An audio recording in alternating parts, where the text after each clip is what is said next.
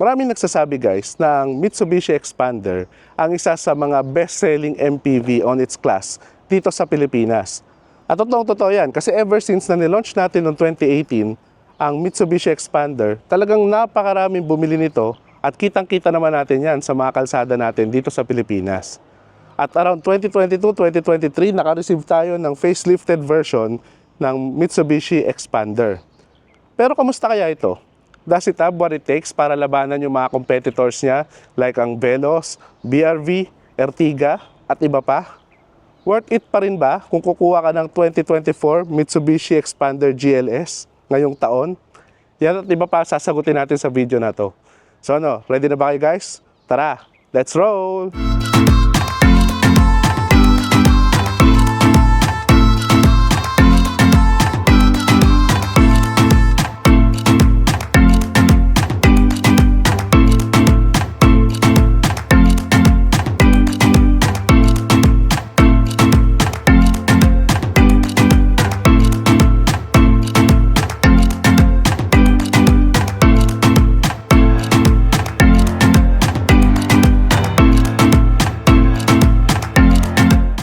Okay, under the hood ng Mitsubishi Expander GLS 2024 guys, ay makikita pa rin natin ang same engine at transmission. I guess, ginamit ng Mitsubishi yung principle na if ain't broke, don't fix. Kasi same ito na 1.5 liter gasoline engine na may MIVEC technology paired sa traditional 4-speed automatic based sa previous model niya. At ang power na napoproduce nito guys ay 103 horsepower at 6,000 RPM. At ang kanyang torque ay 141 Newton meters of torque at 4,000 RPM. Drivetrain, same, front wheel drive. Fuel tank capacity, 45 liters. Ang kanyang steering system, electric power steering. At ang kanyang suspension, sa harap ay MacPherson strut at torsion beam naman sa likod. Kinda what we expected sa ganitong price range ng mga sasakyan guys. Let's talk about yung front naman niya guys. Makikita nyo talagang niretain pa rin ng Mitsubishi yung DNA niya as MPV, as Expander. Pero dahil nga facelifted version ito, medyo malaki ng konti yung pinagbago niya sa kanyang harapan. Unang-una yung kanyang grille, although pinalitan na to ng owner, pero yung stock grille niya guys ay dynamic shield design pa rin mula sa Mitsubishi. Same thing pa rin yung kanyang daytime running lights na LED at meron pa rin siyang chrome sa harapan. Pero isa sa napansin kong pagbabago sa kanya guys, yung ginawa ng Mitsubishi sa kanyang headlight. Pansinin nyo, gusto ko yung T-shape design ng kanyang headlight guys. Nagkaroon ng aggression yung dating. Kaya medyo nakadagdag angas talaga sa forma nitong facelifted version na Expander. At hindi lang yan. Sa GLS variant guys, makikita nyo, meron siyang chrome at meron siyang projector type na LED na headlight. Kaya hindi lang siya forma, napakaganda rin ang visibility niyan sa gabi. Sa baba niya, makikita mo yung faux skid plates niya na kulay gray na may pagka-green ng konti. Bagay naman sa look ng white color at saka yung kanyang halogen na fog lamps. Overall, makikita mo, ganun pa rin siya. Same pa rin ang DNA na Expander pero more aggressive yung dating niya. Diba guys? So let's talk about side profile naman niya guys. Makikita nyo, niretain pa rin ng Mitsubishi yung pagiging Expander look pa rin niya kasi nga facelifted version pa lang ito. At isa pa rin sa mga nagustuhan ko sa Mitsubishi Expander guys, mas mataas yung ground clearance niya compared sa competitor. 225mm of ground clearance yan. Kaya pwede natin yan dalhin sa mga baha. Medyo mataas na konti ng baha, kayang-kaya niya compared sa kanyang competitors. Yung kanyang wheelbase guys ay 2,775mm, slightly longer sa BRV at sa Veloz. Kaya mas maluwag yung legroom niyan sa loob, which is makikita nyo mamaya. At dahil GLS variant ito guys, makikita nyo, punong-puno pa rin siya ng chrome. Bukod sa kanyang cuts na napakaganda, na nagpapakita na aggressive look, punong-puno yan ng chrome. May chrome din yung kanyang window sill, yung kanyang door handles, at saka yung kanyang side mirror. Yung kanyang door handle guys, meron na tong lock-unlock button. So hindi mo na kailangan pindutin yung remote mo. Basta malapit ka, pwede mo na siyang i-unlock o i-lock through that button. Yung kanyang side mirror, ito ay power adjustable at power folding. May repeaters on the side. Ngayon din yung kanyang gulong sa harapan, ito napalitan na to, pati yung kanyang likod, naging T37 na siya. Pero yung kanyang stock rim ay alloy wheels na 17 inches paired sa 205 55 17. Brake system niya, sa harapan ay disc brake at sa likod ay drum brakes. Other than that, yun lang yung mapapansin natin sa side profile niya, guys. Sa likod ng Mitsubishi Expander, guys, wala masyadong ginawang pagbabago si Mitsubishi. Kasi for me, enough na enough pa rin naman. No, kahit yung last generation, medyo maganda na rin naman yung likuran niya. Ngayon, medyo pinino lang nila ng konti. Kaya hindi sila masyadong nagbago. Pero napapansin nyo sa kanya, guys, kahit hindi masyado nagbago, na-retain ng Mitsubishi yung pagka-elegant niya at the same time, sporty looks niya. No, nilagyan nila ng konting mga kanto compared sa dating version na Expander, no. Maganda rin yung sa likod niya, meron siyang small na rear spoiler dyan, no? Para meron pa rin shape sa likuran niya. Meron siyang rear defogger at saka rear wipers, better visibility kapag umuulan.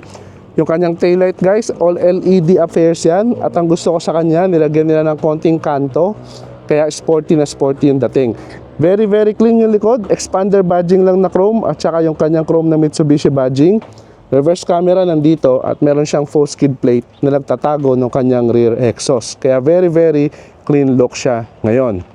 Open natin yung trunk niya, guys, no, para makita nyo yung cargo space na meron siya. Yan, bubungad sa'yo kapag ka naka-up lahat ng upuan ay around 495 liters of cargo space. Enough na enough yan para makapaglagay ka ng dalawang regular size na mga luggage, pero at the same time makakapag-upo ka pa rin ng 7 seats. Pero kung gusto mo pa ng more space, i-fold mo yung third row seat at bubungad sa iyo ang 460 liters ng cargo space. At kapag di pa rin enough yan, fold mo pa yung second row seat at magbibigay ka ng around 1,600 cargo liters ng space. O diba, isipin nyo yun, pinakita talaga ni Mitsubishi yung pagiging multi-purpose vehicle nito. Hindi lang siya people mover, kundi at the same time, pwede rin mo siyang cargo mover. So yun lang, guys, sa kanyang rear part. Okay, so pag-usapan naman natin yung loob nitong Mitsubishi Expander, no. Overall, sa harapan, sa labas, di masyadong malaki yung binago ng Mitsubishi. Pero dito sa loob niya, guys, sa kanyang harapan, kitang-kita nyo, malaki talaga yung binago ng Mitsubishi dito. Binago nila yung style ng dashboard at saka ng kanyang steering wheel.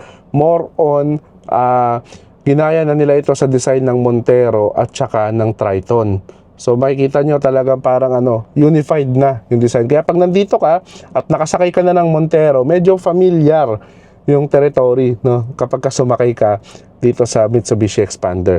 So pag-usapan natin yung dashboard niya. Dashboard niya made of plastic pa rin, pero nilagyan ng Mitsubishi ng mga leather trims dito, tsaka mga silver accents pa sa loob. Kaya although straightforward na yung design niya na medyo boxy, na wala masyadong curve, pero ang ganda. Para sa akin, very elegant yung dating at hitsura ng dashboard na Expander. Hindi lang yan, marami siyang nilagay na storage. May storage ka pa dyan, kasi yung mga phone mo, glove compartment mo dyan, at meron pa siyang underseat na tray na storage dyan. Sa gitna naman, guys, meron siyang 7 inches na infotainment display na merong Apple CarPlay at Android Auto. Wired nga lang, pero at least meron, di ba? Para sa ganito ring price range. At very very rin siya, fingerprint magnet, kasi piano black finish yung kanyang paligid ng kanyang infotainment display.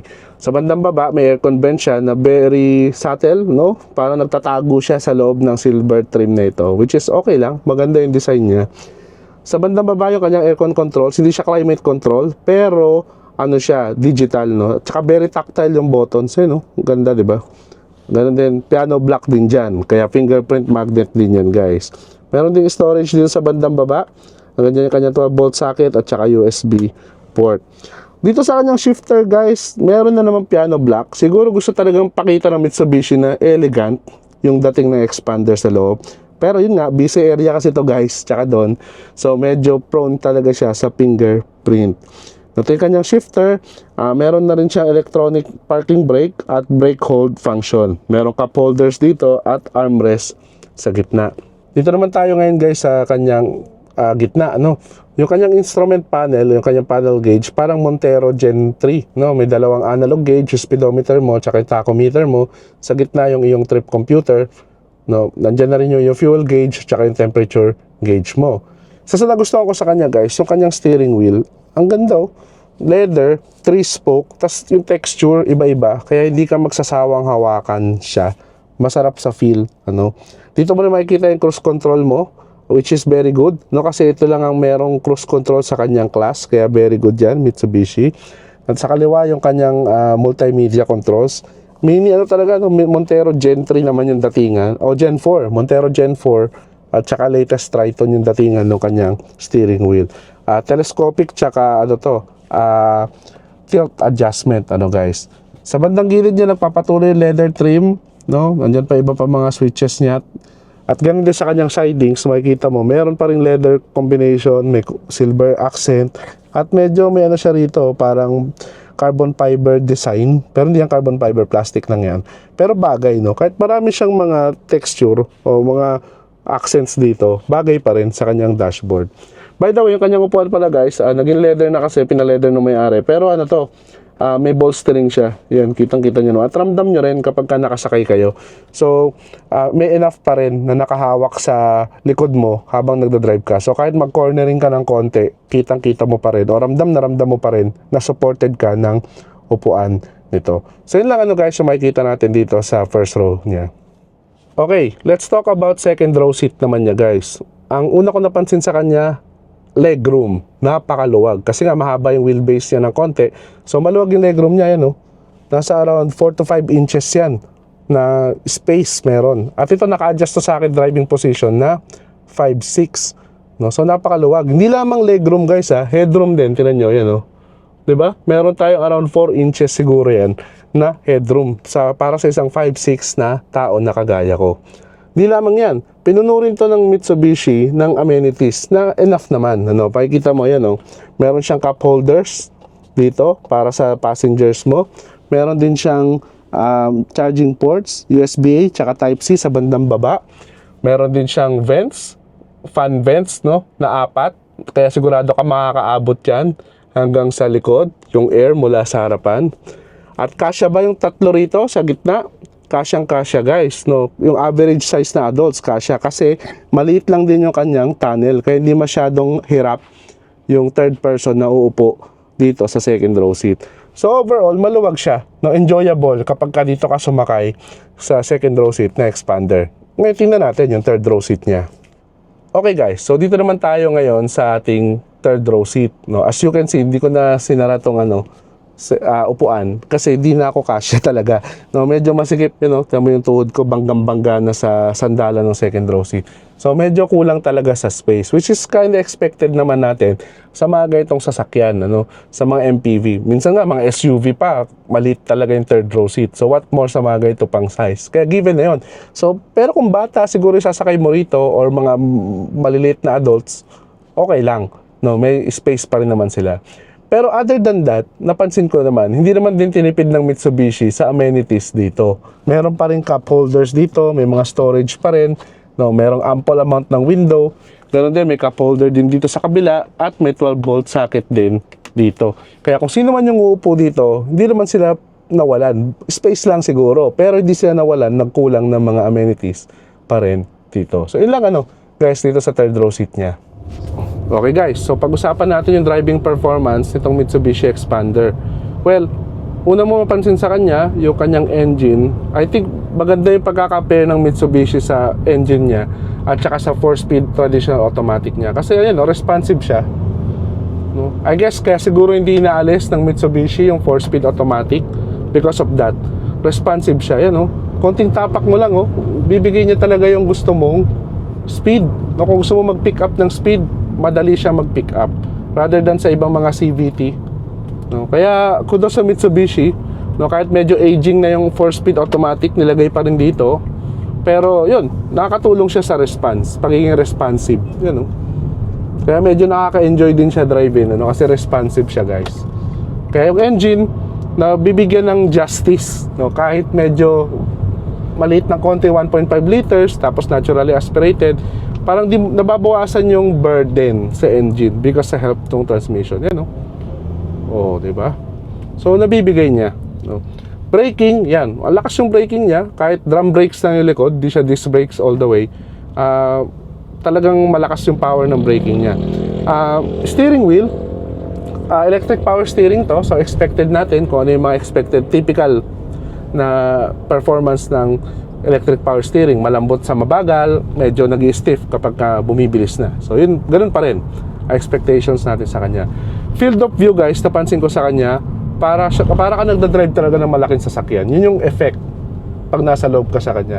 Malaking tulong din yung mga quarter glass na yan kasi tumutulong yan para sa improved visibility kapag ka dinadrive mo siya, kasi nga medyo malaki siya tingnan sa loob. So okay yun, very good. Let's talk about suspension niya. Well, yung suspension nito guys, masasabi ko typical sa isang MPV, no? Hindi sobrang tagtag, hindi rin naman sobrang soft.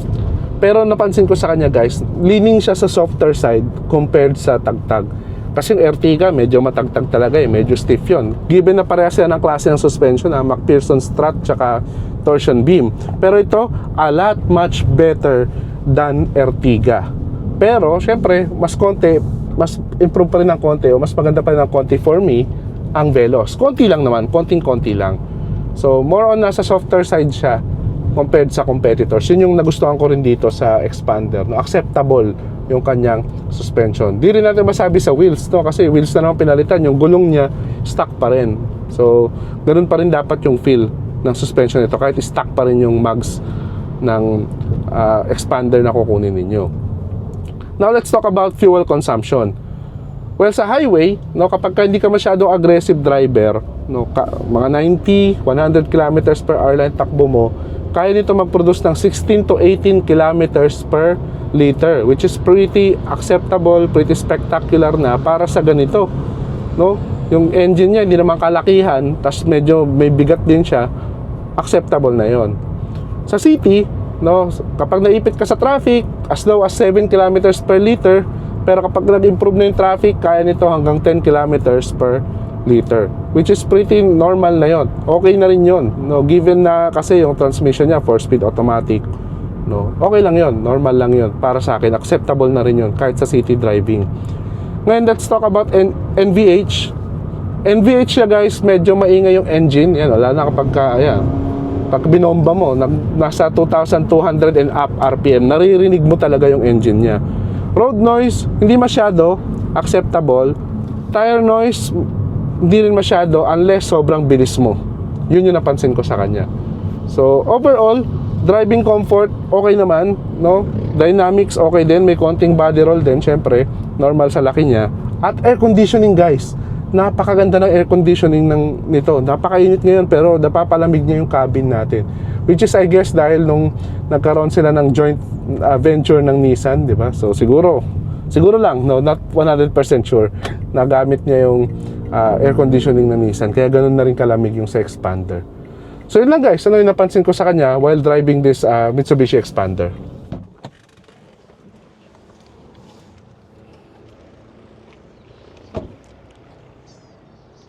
So ngayon guys, nakita na natin lahat ng pwede natin makita dito sa Mitsubishi Xpander GLS 2024. So magkano nga ba to kung nagpaplano kang bumili nito? So di-display ko na lang dito sa screen yung updated na pricing niya, no, ng GLX, GLS variant at saka ng Cross variant, ano. So sa tingin nyo guys, worth it ba yung pricing na yan para sa makukuha yung features? Ngayon pag-usapan natin yung recommendation ko o yung thoughts ko sa kanya guys. Well, kung naghahanap ka talaga ng isang MPV, I guess para sa akin, nakuha pa rin ng Mitsubishi yung pagiging best-selling MPV niya. Talagang kahit hindi masyadong binago itong facelifted version ng Xpander, yung engine performance niya, transmission response niya, pagiging people mover, cargo mover niya, nasapatan niya in general yung pagiging MPV at much lower price compared sa kanyang mga competitor. So kung naghahanap ka ng MPV, I think it's worth looking ang GLS ng Mitsubishi Xpander 2024. So yun lang yung recommendations ko, may kinalaman sa kanya. So yun na nga guys, ano, sana nakatulong yung video na to kung kayo nagbabalak bumili ng Mitsubishi Xpander GLS 2024. At kung nagustuhan mo yung video na to at nakatulong sa'yo, click mo naman yung like button. At kung di ka pa nakasubscribe, click mo na rin yung subscribe button at notification bell para updated ka palagi sa mga latest happenings sa ating channel. So till the next videos guys, always remember, drive safe and enjoy.